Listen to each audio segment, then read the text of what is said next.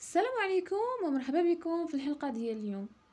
في وسط التسعينات وقعت جريمة ماشي عادية، جريمة تقدر تخليك تفقد الثقة في أي واحد سواء كان قريب ولا بعيد. هاد القضية تحلات غير في نهار واحد، وداكشي كان بفضل واحد الغلطة اللي بسيطة بزاف، ولولا داك الدليل ما كانتش الحقيقة غتبان نهائيا. يلا نبداو. الاحداث ديال هاد القصه كتدور في ولايه كاليفورنيا، وبالضبط في مدينه سيلمر بالولايات المتحده الامريكيه. في واحد الدار كانت ساكنه فيها عائله كتبان على برا انها عايشه مزيان وبخير وعلى خير. ساكن فيها هوزيه غارزا، عنده 51 عام وكيخدم نائب عام في لوس انجلوس. راجل محترم وعنده بلاصتو في المجتمع، شخصيته قويه وصارم، وهادشي طبيعي حيت خدام في منصب حساس اللي هو نائب عام.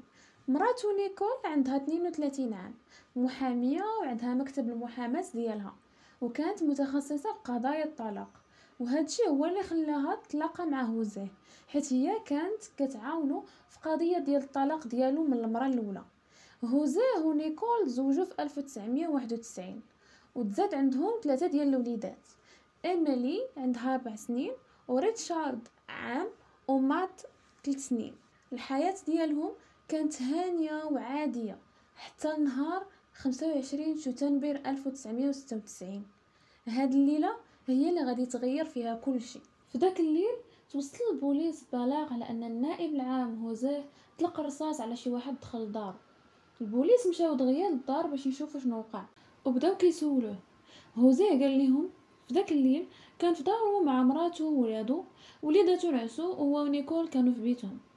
فنيكول طلبت منه يجيب ليها ايس كريم من الفريغو اللي في الكراج، وفعلا هبط ومشى قبل للحمام اللي لتحت، وسمع الكلب ديالو كينبح بزاف.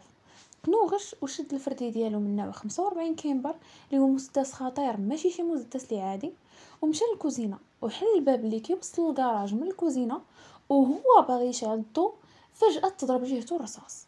شي حد كان لابس الكحل وحاط نظاره كحلين ومعاه فردي، بدا كيطلق الرصاص على هوزيه، لكن هوزيه تدارك الموقف ورد عليه بالقرطاس، وتصاب داك المجرم وطاح في الارض. 3 رصاصات اللي تضربوا ما جات حتى وحده في هوزيه، يعني داك الشخص ما عرفش يتيري فيه، ولكن هو قدر يتيري في داك الشخص اللي دخل للدار. الصوت ديال القرطاس خلى ولاد هوزيه يفيقوا من النعاس، ومراتو نيكول كانت الفوق وكلشي تخلع. كانوا شايفين هوزيه كيجري وكيغوت وكيقول نيكول عيطي للبوليس دغيا، ولكن هي كانت مصدومه وما عارفه شنو واقع، تجمدات وما قدرت دير والو. فهوزيه هو اللي عيط للبوليس. في ثواني الدار ولات مقلوبه وبقاو كيتسناو البوليس حتى يجيو. الشخص اللي دخل للدار جاتو القرطاسه في كاشو. ملي جاو الاسعاف دغيا خداو المجرم للمستشفى.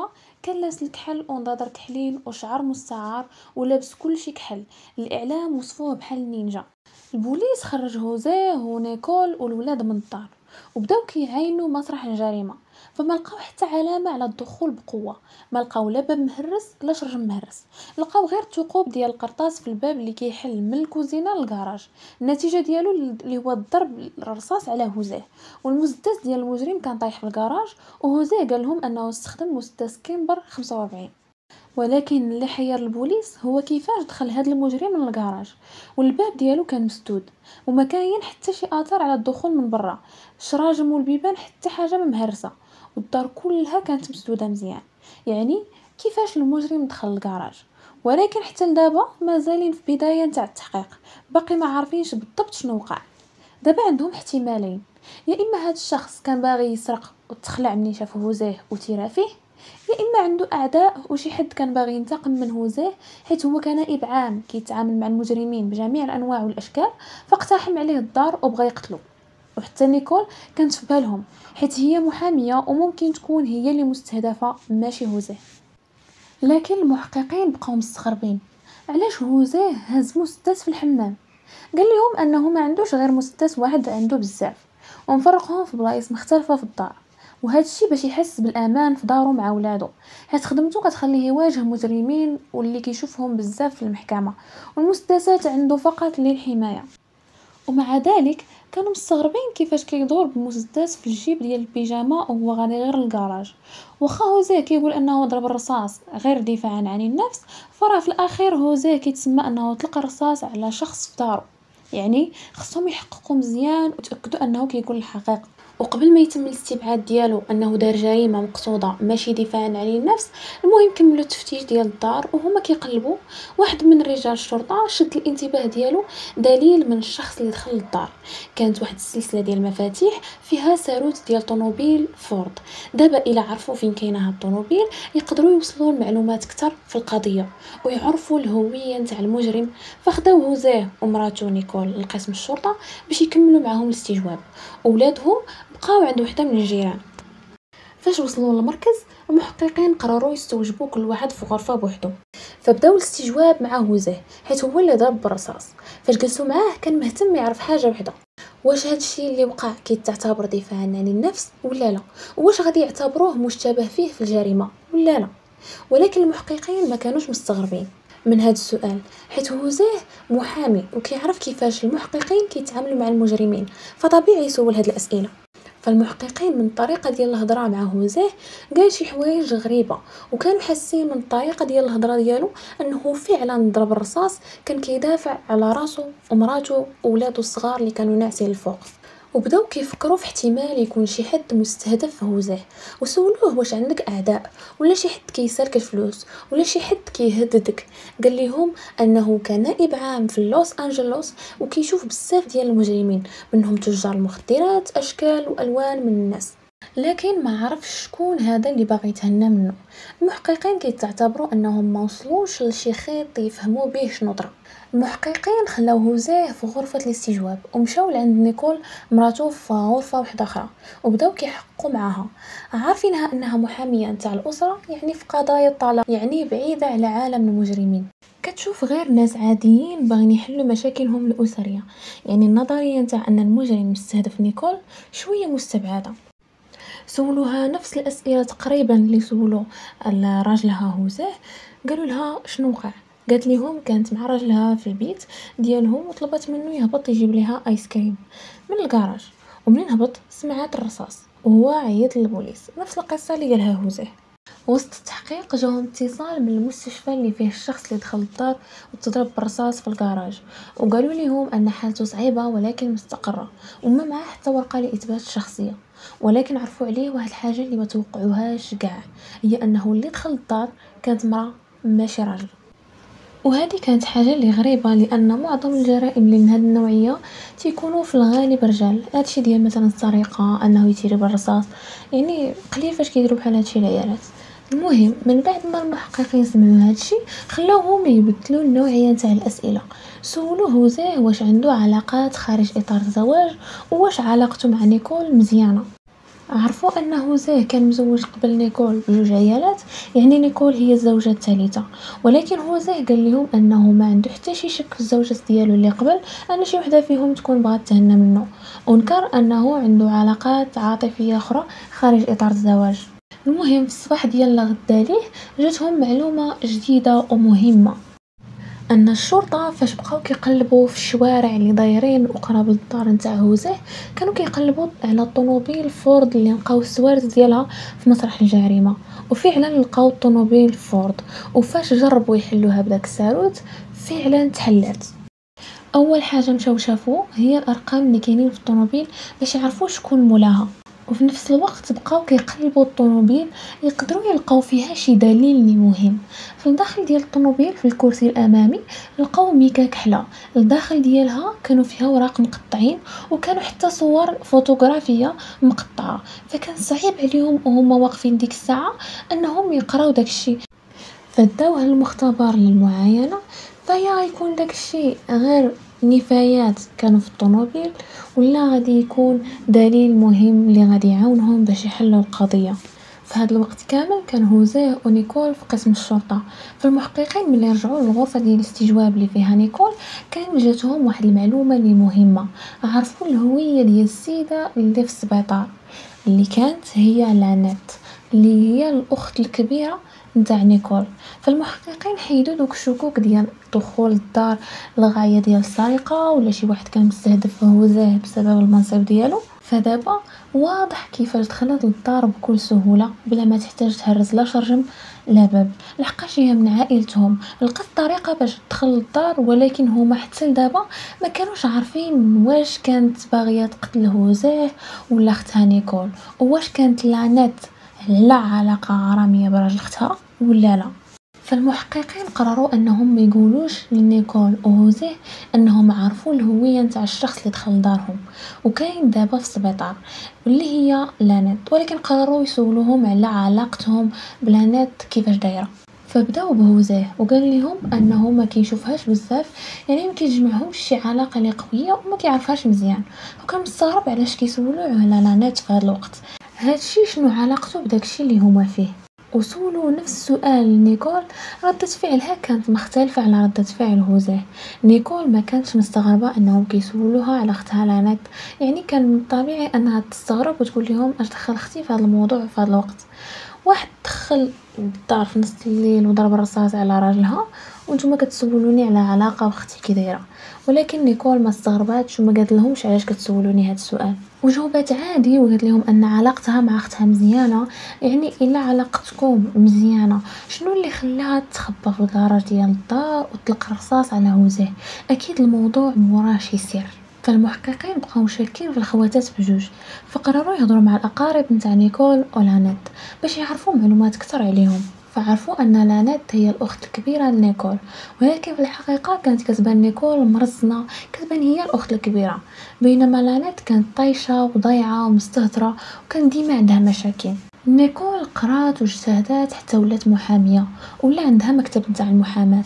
ولانات كانت حياتها كانت صعيبة وكانت خدامة في وظيفة بصالير قليل، وولادها بربعة عايشين مع باواتهم ماشي معها حيت هما اللي واخدين الحضانة. هادشي كيعني ان حياة لانات كانت صعيبة وتعيسة، على عكس اختها نيكول كانت حياتها سعيدة ومستقرة مع ولادها وراجلها اللي كيبغيها.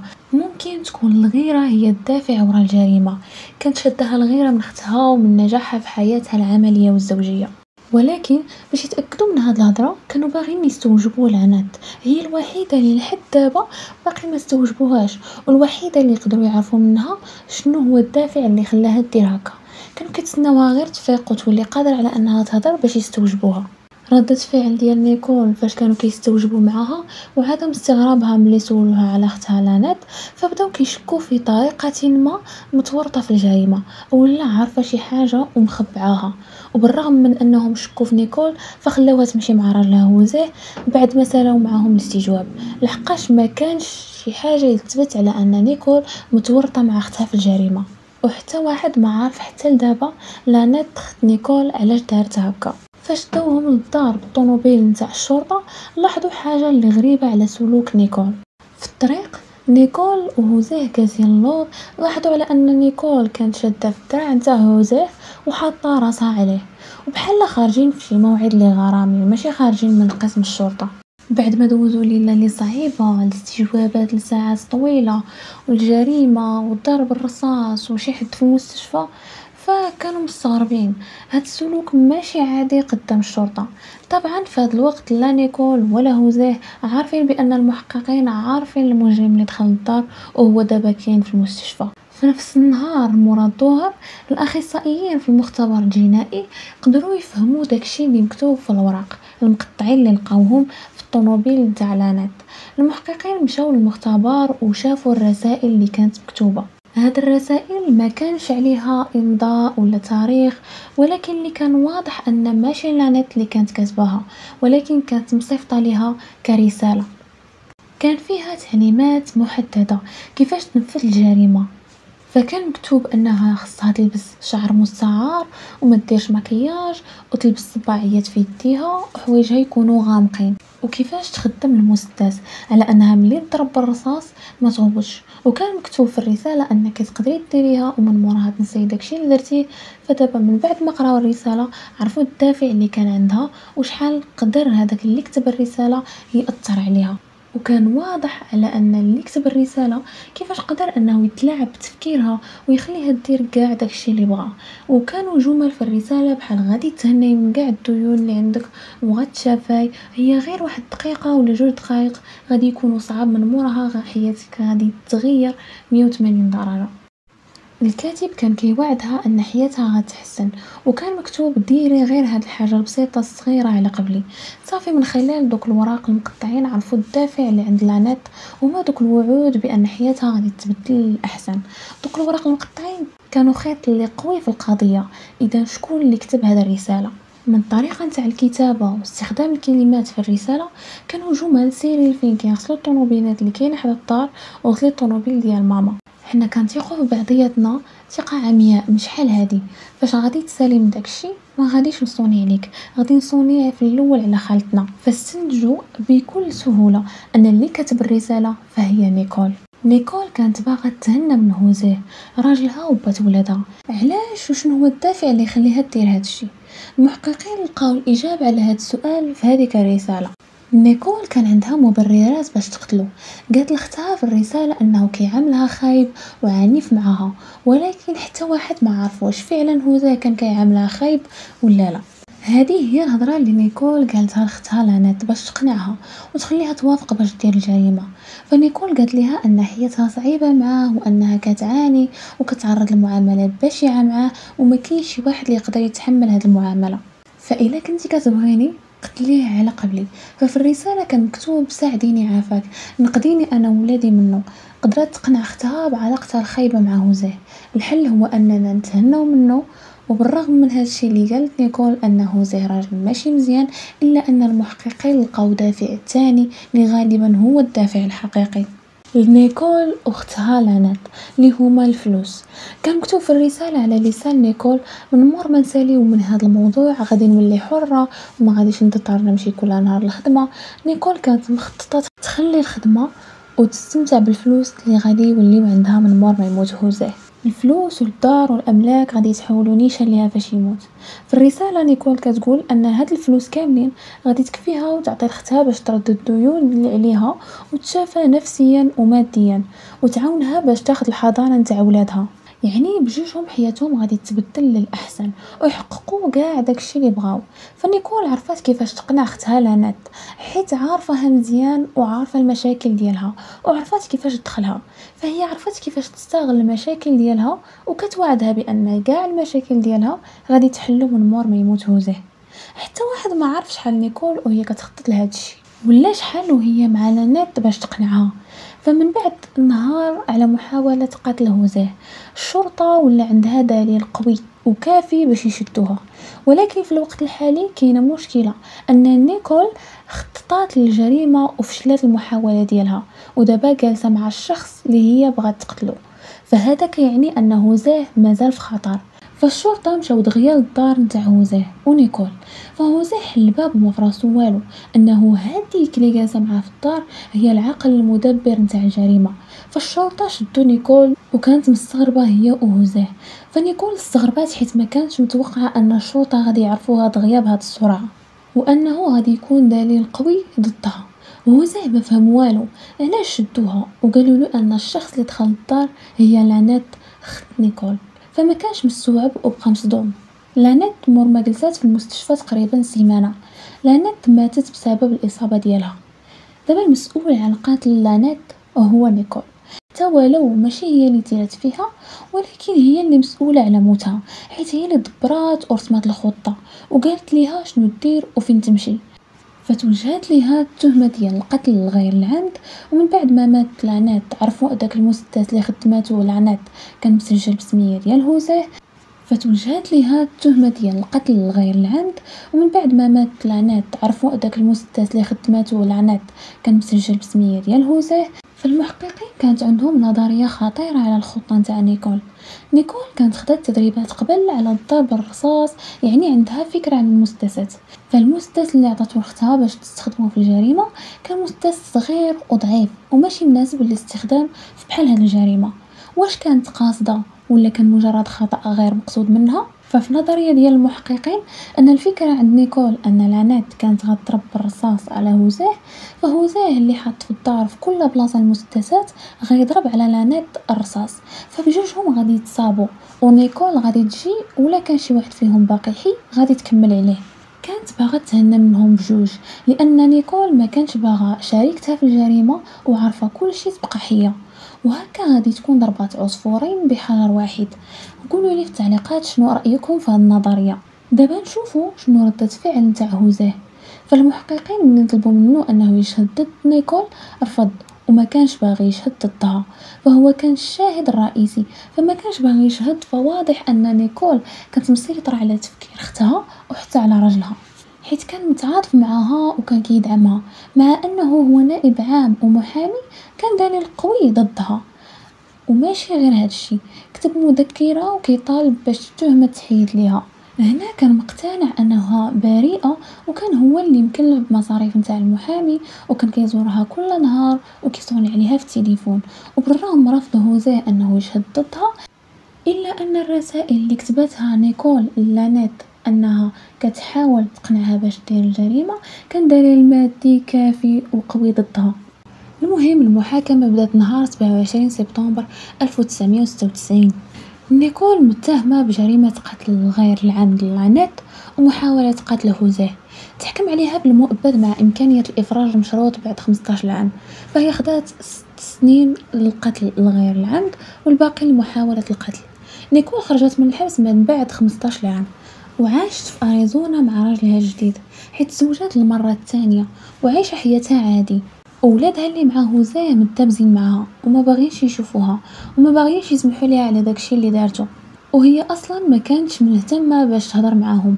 هوزاه مور داكشي اللي دازت عليه فتره اللي صعيبه وخاض وقت كبير باش يستوعب ويتقبل الحقيقه ديال مراته وامه ولادو. خاض وقت طويل باش يتخطى داكشي اللي داز عليه وخدا قرار انه يطلقها. كان حزين من الداخل ديالو ولكن الحياه كتستمر وتزوج واحده اخرى. لولا هاد الرسائل كان غادي يكون صعيب انهم يثبتوا الجريمه على نيكول، لحقاش ما استوجبوش لانيت باش يعرفوا الحقيقه. فكان ممكن يقولوا ان الدافع اللي خلى لانيت دير هادشي هي الغيره من اختها، وكان اللوم كامل غيبقى على لانيت. ونيكول كانت غتبقى عايشه مع هوزاه حتى تلقى خطه اخرى باش تهنى منه.